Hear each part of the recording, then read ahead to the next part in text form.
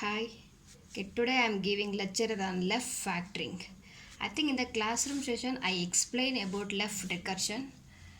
No doubt on the left recursion. Once the grammar have left recursion is removed, then you can apply for left factoring. Then what do you mean by left factoring? Left factoring is a grammar transformation that is useful for producing a grammar.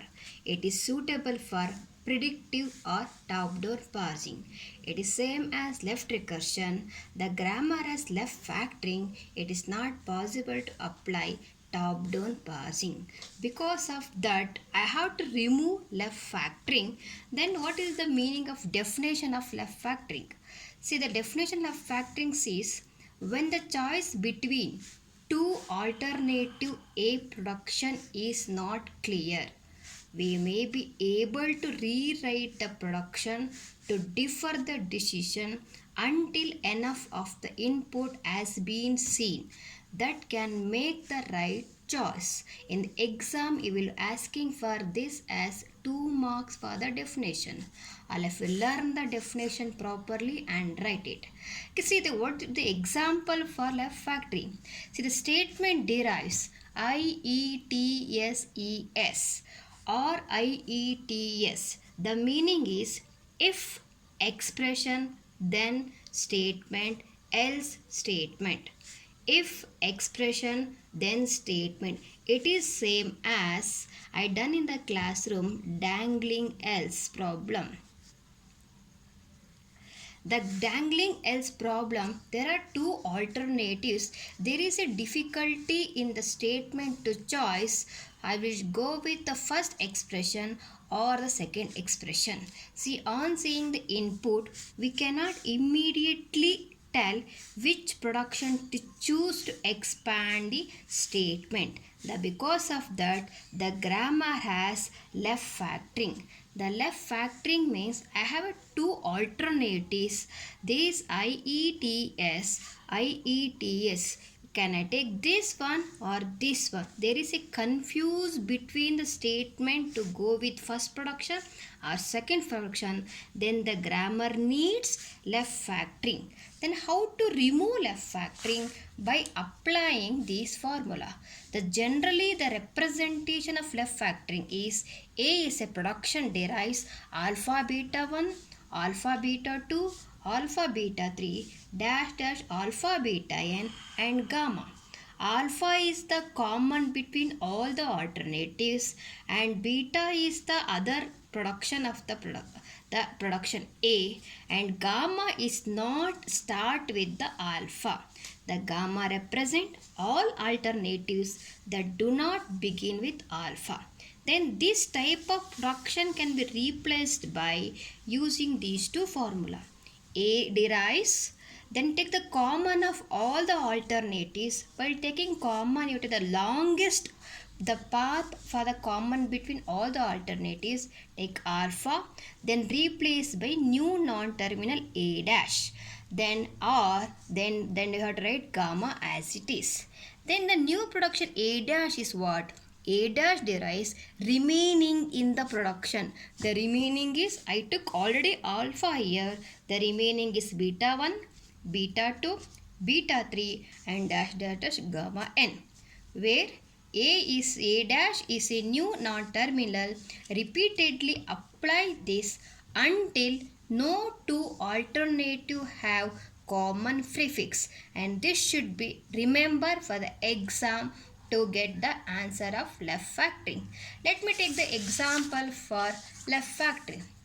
See the first one, apply left factoring for the below grammar. That's very important for the exam purpose for asking for the 3 marks.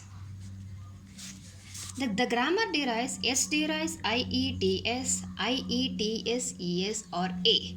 Then the second production E derives B. The second production there is no alternative, then no need to apply left factoring for this one. Take the first production S derives IETS, IETSSES or A. The common between all the alternatives is IETS, IETS. Then derives S derives IETS between these two alternatives. I write it and replace by new non-terminal is S dash. I write this is the gamma as it is here. Then S dash is a new non-terminal that is replaced by, then what is the remaining after taking for alpha? The remaining is epsilon. I write epsilon here. Then what is the remaining here is? The remaining is ES because it's an alpha. The remaining is, this is beta 2 is ES. Then what is E? By E there is not required left factoring. I have write it. Therefore finally write the final grammar as S derives IETS A, S dash derives this and E derives A. Don't forget to write the final grammar in the exam. Okay, let me go for the second problem. All of you write, do solve by yourself.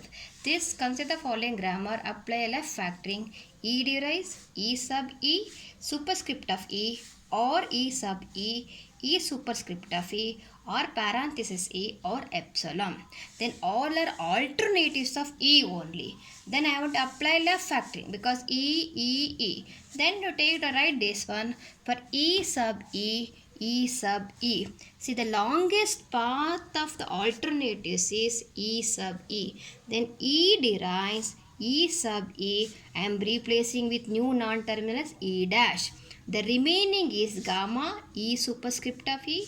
Then parenthesis as in and epsilon. Then what is E dash? E dash derives the remaining. The remaining is superscript of E, or the remaining is epsilon. The remaining is this epsilon from this production. Then once after applying the left factoring, once again check the resulted grammar. Is it any possibility for applying the second time left factoring? See the production. E superscript E, again E sup E. In these two alternatives, E is common. To remove this E, I am applying a second level of left factoring. E derives, E should be common as alpha, E double dash, and this will be right as it is as a gamma. What is E double dash? E double dash is the subscript of E and superscript of E. And finally you write the final grammar as whatever you write it from the previous steps, equation number 1 and equation 2 and 3 for the resultant grammar. Okay, same thing you also try it in home. For this problem, S derives SS plus SS star A. Don't confuse with left factoring and left recursion.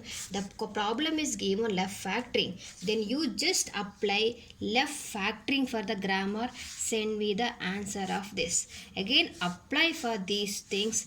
E derives T plus ID, T minus ID or A. T derive F star A, F B or C. Write the answer and send back to me.